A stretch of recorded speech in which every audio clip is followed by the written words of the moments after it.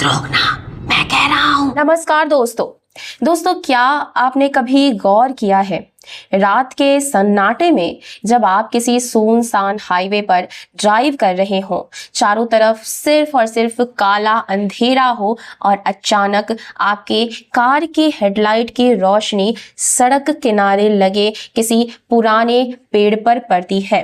उस पल वो पेड़ की परछाई क्या आपको कभी हिलती हुई सी लगी है, जैसे कोई खड़ा हो वहां पर? हम खुद को तसल्ली देते हैं, कहते हैं अरे ये तो सिर्फ रोशनी का खेल है, आंखों का धोखा है। लेकिन गहराई में एक छोटा सा डर, एक ठंडी लहर हमारी रीढ़ की हड्डी से होकर गुजरती है। क्या वाकई वो सिर्फ रोशनी का खेल है या कोई सचमुच वहां खड़ा सालों से सिर्फ आपका इंतजार कर रहा है? कल रात मुझे एक ईमेल मिला। भेजने वाले ने अपना नाम साहिल बताया है। साहिल ने अपने ईमेल की शुरुआत एक बहुत अजीब बात से की। उसने लिखा है कि दीदी, लोग कहते हैं कि डर दिमाग का सिर्फ वहम है। मैं भी यही मानता था। मैं मेडिकल का छात्र हूँ, लाशों के बीच रहा हूं, लेकिन उस काली रात मेरी कार के रियर व्यू मिरर में जो चेहरा दिखा था वो किसी इंसान का नहीं था। आज की कहानी एक ऐसी सड़क की है जिसका नक्शा आपको गूगल मैप्स पर भी नहीं मिलेगा। ये वो सड़कें हैं जो वक्त के साथ भुला दी गई, लेकिन उन पर चलने वाले आज भी भटक रहे हैं। अगर आप भी रात में ड्राइविंग के शौकीन हैं, लॉन्ग ड्राइव पर जाना पसंद करते हैं, तो मेरी एक सलाह जरूर मानिएगा। ये कहानी पूरी सुनने के बाद आप अपनी कार का शीशा नीचे करने से पहले 100 बार सोचेंगे। तो चलिए शुरू करते हैं। दोस्तों, अगर आपको भी ऐसे ही डार्क एंड मिस्टीरियस स्टोरीज को देखना और सुनना पसंद है तो प्लीज वीडियो को लाइक करिएगा, शेयर करिएगा। चैनल पर पहली बार आए हैं, अभी तक सब्सक्राइब नहीं किया है तो सब्सक्राइब करके बेल आइकन जरूर दबाइएगा, जिससे आने वाले वीडियोस के नोटिफिकेशंस आपको सबसे पहले मिलते रहेंगे। साहिल की वो खौफनाक दास्तान। साहिल और उसके 3 सबसे अच्छे दोस्त अक्षत, समीर और कबीर, पिछले महीने ये चारों एक ट्रिप पर निकले थे। कुछ दिन पहाड़ियों में बिताने के बाद वे वापस लौट रहे थे। ये चारों मेडिकल इंटर्न हैं, यानी मौत, खून और बीमारी को करीब से देखना इनका रोज का काम था। उन्हें आसानी से डराया नहीं जा सकता था। इन्हें लगता था कि विज्ञान से बड़ा कुछ भी नहीं है। कार अक्षत चला रहा था, कबीर आगे वाली सीट पर था और साहिल और समीर पीछे बैठे थे। बाहर का माहौल तेजी से बदल रहा था। हाईवे के बड़े बड़े लैंप पोस्ट पीछे छूट चुके थे। अब सिर्फ कार की हेडलाइट्स ही एकमात्र सहारा थी। अक्षत थोड़ा सा घबराया हुआ था और उसने बोला, यार तुम लोग थोड़ा ध्यान दो, ये रास्ता कुछ ज्यादा ही संकरा नहीं होता जा रहा है। मैप पर तो ये मेन हाईवे दिखा रहा था, पर यहाँ तो दूर दूर तक कोई दूसरी गाड़ी नहीं दिख रही है। समीर, जो कि पीछे बैठा था, उसने बेपरवाही से बोला, अरे अक्षत, तू फालतू में टेंशन मत ले, ये मैप्स कभी कभी पागल हो जाते हैं, ये कोई शॉर्टकट होगा। देखियो, हम मेन रोड से पहले पहुंच जाएंगे।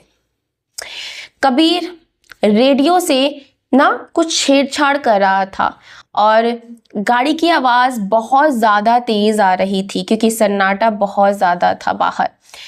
तो वो कोई गाना लगा रहा था, मूड थोड़ा सा लाइट करने के लिए। कबीर ने रेडियो का नॉब घुमाया, लेकिन वहां गाने की जगह सिर्फ एक शोर आ रहा था, स्टैटिक की आवाज, खर खर खर। उसने स्टेशन बदलने की कोशिश करी, एक के बाद दूसरा स्टेशन, लेकिन हर स्टेशन पर बस एक ही अजीब सी डरावनी आवाज आ रही थी।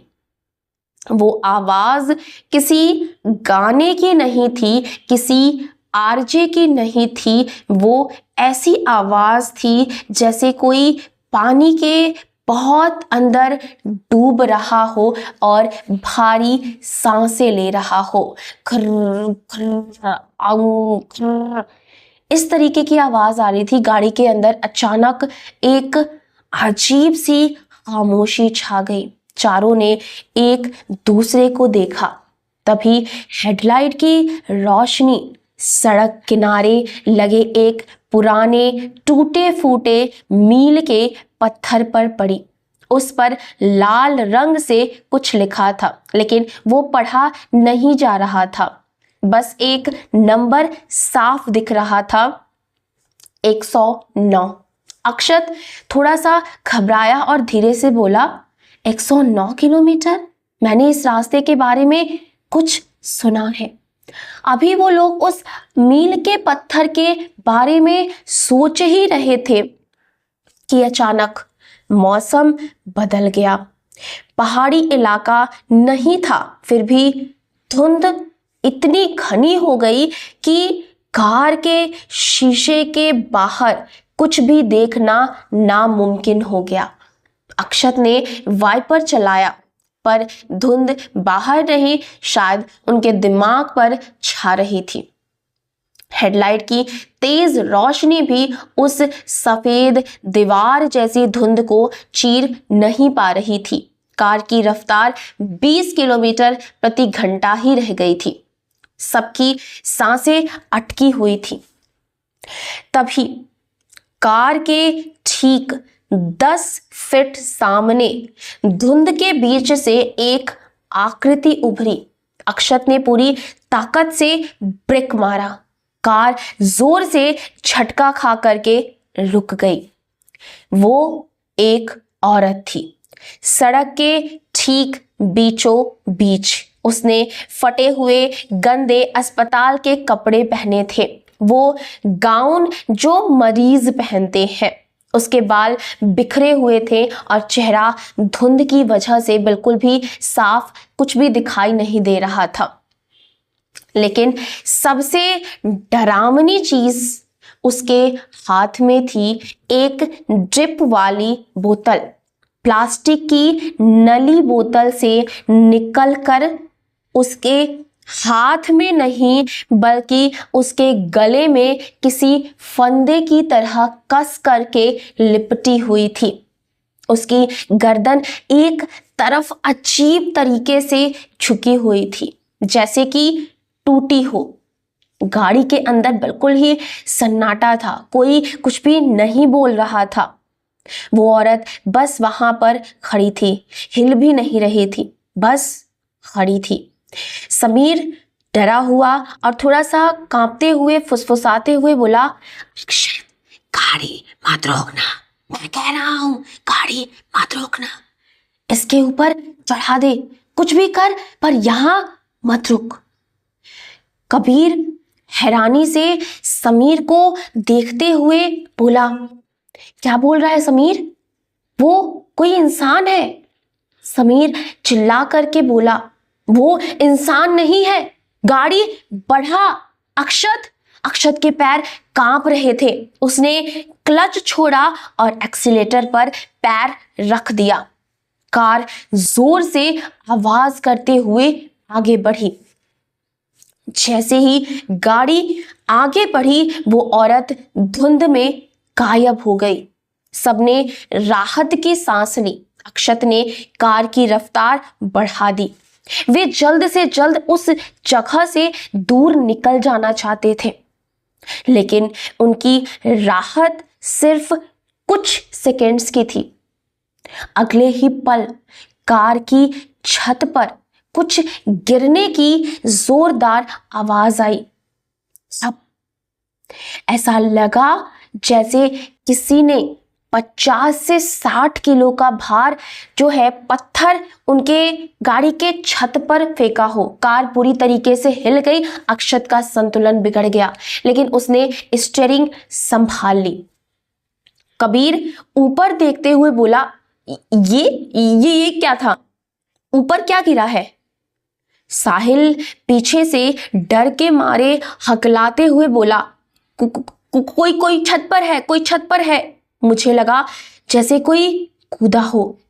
गाड़ी के अंदर का जो तापमान था, जो पहले बहुत ही सामान्य था, अचानक से गिर गया।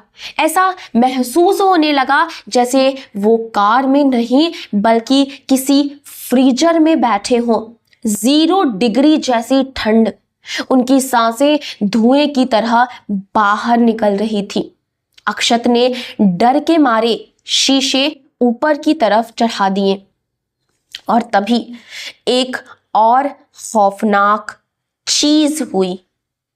कार के बंद शीशों पर अंदर की तरफ से भाप जमने लगे और उस भाप पर चारों के देखते देखते एक छोटे बच्चों के हाथों के निशान उभरने लगे, जैसे कोई बच्चा कार के अंदर फंसा हो और बाहर निकलने के लिए शीशे को पीट रहा हो।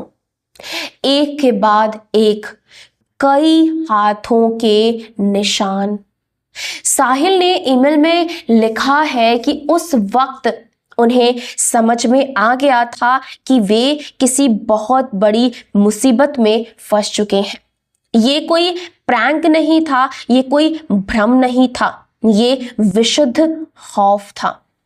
घबराहट अपने चरम सीमा पर थी। अक्षत ने पीछे मुड़कर देखने की कोशिश करी और इसी चक्कर में स्टीयरिंग उसके हाथ से छूट गया। कार सड़क से नीचे उतरी और एक गहरे गड्ढे में कीचड़ में जाकर के फंसी। इंजन बंद हो गया, हेडलाइट्स बंद हो गईं। चारों तरफ फिर से वही काला अंधेरा और उस अंधेरे के बीच से बाहर जंगल से एक अजीब आवाज आने लगी। ऐसी आवाज जैसे कोई बहुत सारी पुरानी सूखी पट्टियां यानी कि बैंडेज धीरे धीरे खोल रहा हो और उसे चिर चिर की आवाज आ रही थी। अक्षत पागलों की तरह चाबी घुमाए जा रहा था। स्टार्ट हो जा प्लीज, स्टार्ट हो जा प्लीज, अभी नहीं, स्टार्ट हो जा। वो बार बार चिल्ला रहा था। इंजन सिर्फ खिर खिर की आवाज कर रहा था लेकिन स्टार्ट नहीं हो रहा था। तभी कबीर की नजर कार के रियर व्यू मिरर पर पड़ी। वो शीशा जिसमें पीछे का नजारा दिखता है। पिछली सीट पर साहिल और समीर बैठे थे। दोनों डरे हुए थे लेकिन मिरर में साहिल और समीर के बीच में एक और साया बैठा था, एक नीला सा धुंधला सा साया। कबीर ने हिम्मत करके पीछे मुड़कर देखा। वहां कोई नहीं था, सिर्फ साहिल और समीर। लेकिन जब उसने फिर से रियर व्यू मिरर में देखा, वो साया वही था। उस साए का पूरा चेहरा गंदी लाल पट्टियों से पूरा सना हुआ था, ढका हुआ था। आंखों के जगह सिर्फ 2 काले गहरे गड्ढे थे। साहिल ने ईमेल के उस हिस्से में जो लिखा है उसे पढ़ करके मेरी रूह कांप गई। साहिल लिखता है कि दीदी, मुझे महसूस हो रहा था कि मेरे पास कोई बैठा है। एक असहनीय सड़न की बदबू आ रही थी।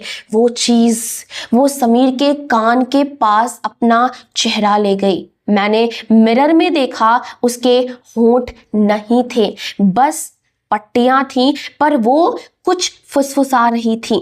समीर की आंखें पूरी सफेद हो चुकी थी, जैसे वो किसी गहरे सदमे में हो।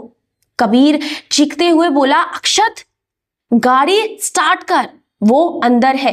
अक्षत, गाड़ी स्टार्ट कर।